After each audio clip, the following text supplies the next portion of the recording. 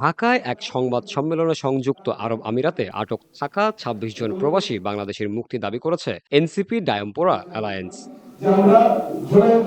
সংগঠনের প্রতিনিধিরা বলেন, গত বছরের জুলাই মাসে গণ আন্দোলনের সমর্থনে শান্তিপূর্ণ কর্মসূচিতে অংশ নেওয়ার অভিযোগে তাদের আটক করা হয়েছে। শহীদুল আলম, মনসুর আহমেদ, নূর হাসান, এগুলো শুধু নাম নয়, প্রতিটি নামের পেছনে লুকিয়ে আছে এক একটি পরিবারের কষ্টের গল্প। আজ আমি এখানে বলতে এসেছি সংযুক্ত আরব আমিরাতে আটক ২৬ জন প্রবাসী বাংলাদেশির পরিবারের পক্ষ থেকে।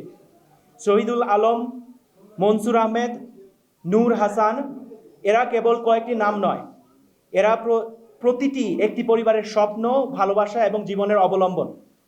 তাদের কষ্টের গল্পগুলো কোনো পরিসংখ্যান দিয়ে বা এই ২৬টি সংখ্যার মাধ্যমে মূল্যায়ন করা যায় না। এনসিপি দাবি করছে, বাংলাদেশ দূতাবাসের সরবরাহকৃত তথ্যের ভিত্তিতেই ২৬ জনকে গ্রেপ্তার করা হয়েছে, যদিও তাদের বিরুদ্ধে কোনো সুনির্দিষ্ট অভিযোগ নেই। এটি মানবাধিকারের চরম লঙ্ঘন। দেশের নাগরিকদের সুরক্ষা দেওয়ার পরিবর্তে দূতাবাসে তাদের বিরুদ্ধে অবস্থান নিয়েছে, যা সংবিধান, আন্তর্জাতিক আইন এবং কূটনৈতিক দায়িত্বের পরিপন্থী।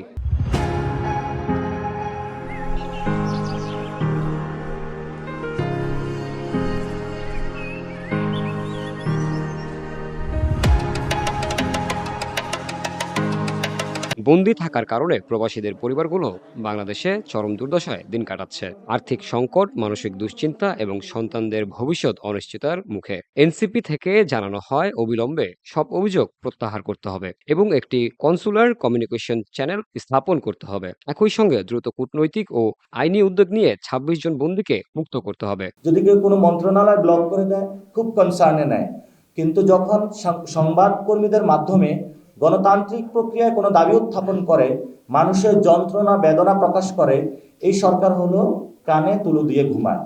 এই জন্য আগামীকালকে ৫ তারিখ সরকার থেকে আমরা আহ্বান জানাচ্ছি, দ্রুত সময়ের মধ্যে আপনারা তাদেরকে আশ্বাস দিন কিভাবে আপনারা তাদেরকে ফেরত আনবেন।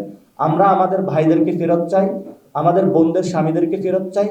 কি ওয়াতে আপনারা ফেরত আনবেন সেটা নিয়ে আমরা কনসার্ন না।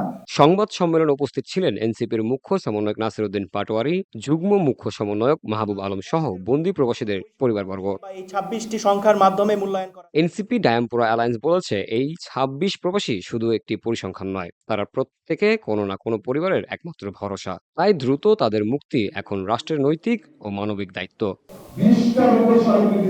জামিল হোসেন, ভিওডি বাংলা, ঢাকা।